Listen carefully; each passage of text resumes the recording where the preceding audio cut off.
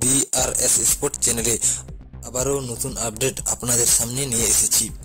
আজকে আমরা IPL related ও Indian ক্রিকেটের আপডেট দেব।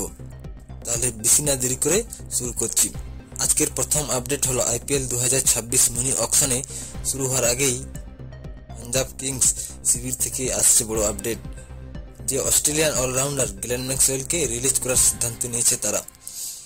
টিম কম্বিনেশন ও বাজেট বাঁচাতে এই কঠিন সিদ্ধান্ত নিতে চলেছে পাঞ্জাব কিংস। 2014 সালে পাঞ্জাবের হয়ে দুর্দান্ত পারফরমেন্স করলেও সাম্প্রতিক মৌসুমে ম্যাক্সওয়েল একদমই ছন্দে নেই, তাই এই তারকা অলরাউন্ডার কে পাঞ্জাব ছেড়ে দিতে চলেছে। এখন দেখার গ্লেন ম্যাক্সওয়েলকে মিনি অকশনে কেউ নেয় কিনা। এরপরের আপডেট হলো চেন্নাই সুপার কিংস আগামী আইপিএল 2026 মিনি নিলামে ভারতীয় মিডল অর্ডার ব্যাটার ভেঙ্কটেশ আইয়ারের জন্য বিট করতে আগ্রহী। কলকাতা নাইট রাইডার্স তার পারফরমেন্স দেখে খুশি নয়, তাই তাকে বাজেট বাঁচাতে তাকে রিটার্ন নাও করতে পারে, এমনটাই আপডেট উঠে আসছে। কেকেআর ওভারসিজ রিটার্নে একমাত্র সুনীল নারিন ছাড়া বাকি সব বিদেশিকে ছাড়তে পারে, এমনটাই আপডেট উঠে আসছে।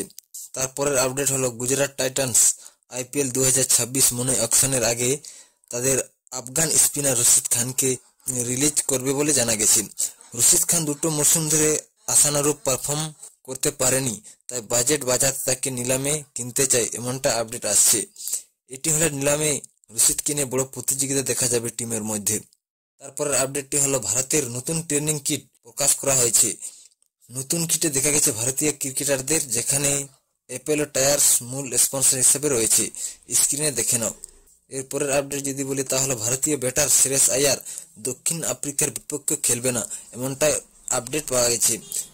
তার পরিবর্তে নতুন মুখ দেখা যেতে পারে। ক্রিকেট ও ফুটবলের আপডেট পেতে অবশ্যই চ্যানেলটিকে সাবস্ক্রাইব করুন।